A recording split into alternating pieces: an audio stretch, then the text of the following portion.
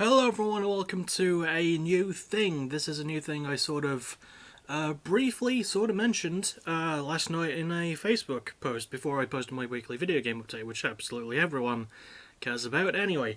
This is Catch Up Chaos, and basically the reasoning behind this is the fact that, as the months go on, as we're getting to the end of the year, that I'm missing a lot more stuff when it comes to albums, and I decided, how about I just do this thing that's for albums that came out that I missed, instead of adding them to all the stuff I have to listen to for that month anyway. So, yeah, basically I won't be doing this as often as I will be doing Music of the Month, because that's at the start of each month, but I just want to save myself a bit of work by making a new video series. I didn't really think that one through, did I? So yeah, I've got 8 albums to go through, so it really isn't a lot, and it's basically just to lighten things when the Music of the Month for September does come around.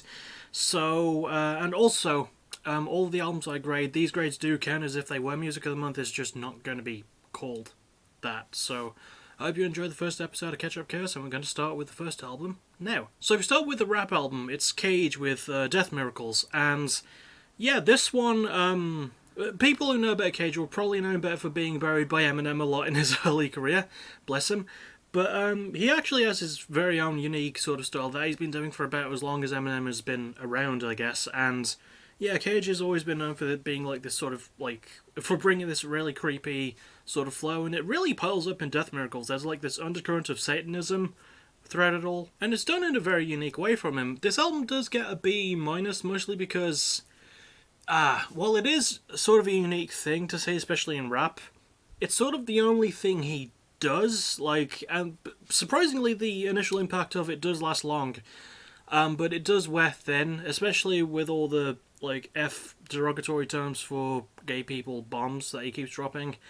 So, yeah, I don't know, it's 2020. I don't think even Eminem used that F-bomb in particular on his album, which was a lot longer than this. So, yeah, I think a B- is the first grade I can give it. It's got some good stuff going for it, but it does wear off as it goes along.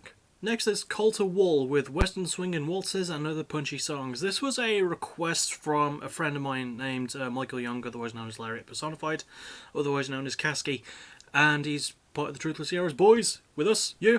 And yeah, I was pleasantly surprised by this. It's a sort of country-leaning album, and I gave it an A minus. I was not expecting to like it as much as I did, because I'm just barely getting into rap this year. I'm not particularly a huge country fan, because much like with rap, the mainstream stuff you hear in country is just the mainstream, truck, beer, sexy woman bollocks, and it's nice that Call to Wall does not do any of that, really.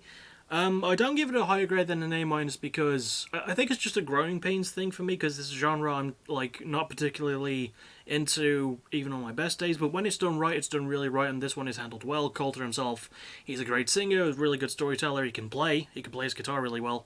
So yeah, this was a nice and pleasant sounding album, and I quite enjoyed it, so I recommend giving this one a shot if you're even vaguely into what country is supposed to sound like, and not the shit you hear in the mainstream today that Taylor Swift ruined for everybody. Next is Delain with Apocalypse and Chill. Now, Delain are a band I have for my backtracking list for this particular season.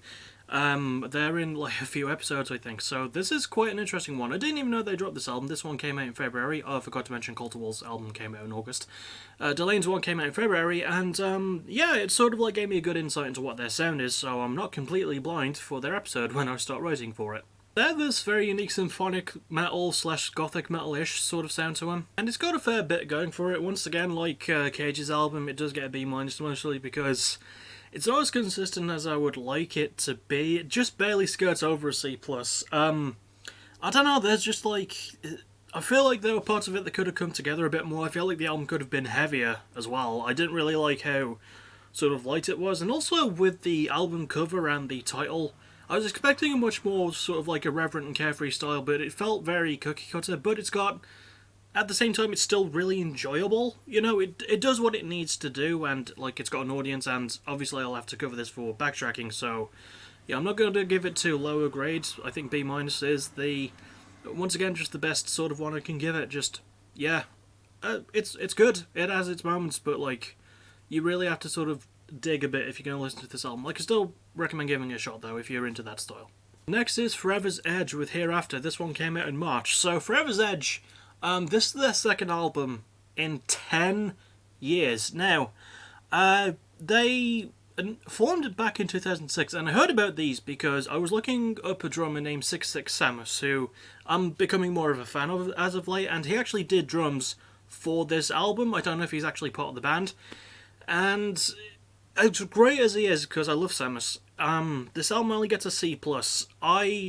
I feel like there are a lot of elements of it that could have been handled better. Like, it's sort of a proggy, powery metal leaning thing, but like the songs drag a lot. Even for this style of prog, they drag a lot. There's not much like with Delane's new album. There's not as much heaviness. There's not as much hitting you in the face as I really want. You know, like that. Ow. And that didn't really hurt. I'm just putting on a show. But yeah, like, Samus is probably the best thing about the album. The lead singer is alright. A lot of the riffs just sound very familiar for the genre, and once again, it's not entirely this album's fault, which is why I don't give it a lower grade, but I listened to so much of this in August, and I know this album came out in March, but like, bloody hell, you know, I'm just getting tired of the style by this point. I can't wait for Periphery to drop something new to really save us from the glut of this style. Just, ugh. But yes, C+. Next is Glass Animals with Dreamland. This was another requested one from a friend of mine named Ren. And, yeah, apparently, like, these are like sort of indie electronic sort of thing with a very sort of old school hip-hop-y vibe to them, and I kind of dug it. This is another one that came out in August that I just narrowly missed, and this one gets a B+. I enjoyed this a lot more than I thought I would, because I was looking up and just thinking, oh, you know, it looks like sort of kitschy and cutesy. I don't know what I was looking up there. I don't know what I was going to think of it, and I went in and I was actually quite enjoying it. It's got a really lovely nostalgic sound to it. One thing I could have done without is the skits in between. It was just, they were given their own tracks, so they weren't titled as skits, but that's what they basically were. So, yeah, it does drag on a tiny bit, but, like, it's got some decent lyrics to it, it's got really nice production, and everyone sounds pretty good in it, so, yeah, B+, like, I fairly enjoyed this one, a bit more than I thought I would. Next is In Heart's Wake with Kali Yuga. This is a metalcore, nu metal leaning thing. This is another one that came out in August. I think I had this one sort of on my radar, or, like, I'd heard things about it, and there was apparently a lot of hype going into it. This is their 5th album. And you know what? Some of that hype is deserved. It gets a B. I remember listening to it and thinking, like, I just wanted it to pick up at certain points because it has a really good start in that regard. But a lot of it just sounds like any other metalcore that I've heard this year. Like, even with the new metal, like, added to it, you know, it doesn't really give it a lot of ground to go off of. But it's got some decent messages to it. The band do perform well. It's just, I don't know, I feel like the hype behind it was a bit deflated, and I could see why some of the critics, why some of the detractors of this album, rather, did have those problems with it, because those were ones that I picked up on. And I was like, yeah, like, it's good, it's got its catchy moments, but it's not, like, all as well put together as I think the band wanted it to be. So, yeah, I think a B is a good grade for it, though. It's still pretty solid, and might tickle your fancy if you're into this style. Next is Justice for the Damned with Pain is Power. Now, these are a very new deathcore outfit from Australia. For the proof again that Australia is fucking awesome. This one came out in June. This one gets an A+. I am so glad we got a deathcore album this year that's not only good, but keeps it simple. Because we've had so much of this style that just crawls so far up its own ass, and this band was like, you know what, no, we're just gonna, we're gonna keep it fairly simple. We're gonna keep, like, typical dark themes and stuff, but, like, you know, we're actually going to actually make it entertaining. And I was like, oh, thank you, Justice for the Damned. That is nice. That is further proof that Australia is really good at this shit. Really solid instrumental stuff, really nice, simply put together, but really still relatable lyrics. The band sound fucking amazing. It's produced really well, too. It's got some really good production to it. It's a really nicely put together album. A+. Go and seek this one out. Another possibility for my top 20 or top 30 or top 10 of this year. Oh, God, I've got to start sorting that out soon. September. Oh my God, it could be over soon. It's going to be Christmas. Calm down. Calm down. Calm down. One last album. Lastly is The White Buffalo with On the Widow's Walk. Now, The White Buffalo is an artist I've been familiar with for, like, about 6 years, maybe a bit longer than that.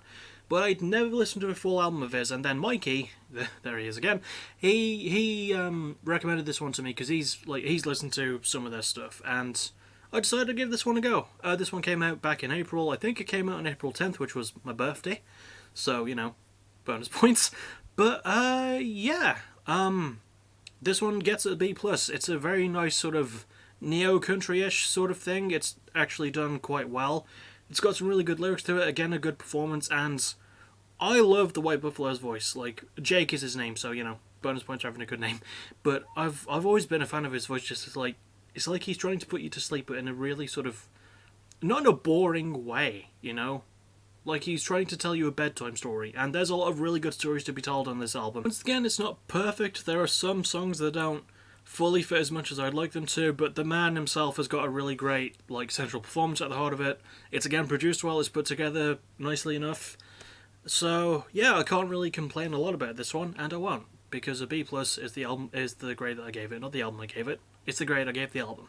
So that does it for the first ever edition of Catch Up Chaos. Did you like it? I really hope so. I'm just glad I'm able to do something like this so I have a bit more time to listen to other albums that are coming out soon. The next thing you'll see me for most likely will be PBW tomorrow night, the go home stream for No Love Lost 2. Next thing after that could be No Love Lost 2 itself, or possibly the New Year's Day Very Brief History episode for backtracking. It could be one of the two. Anyway, no matter what happens, as always, thank you for watching. You're awesome. Hope you like this new show. Bye bye.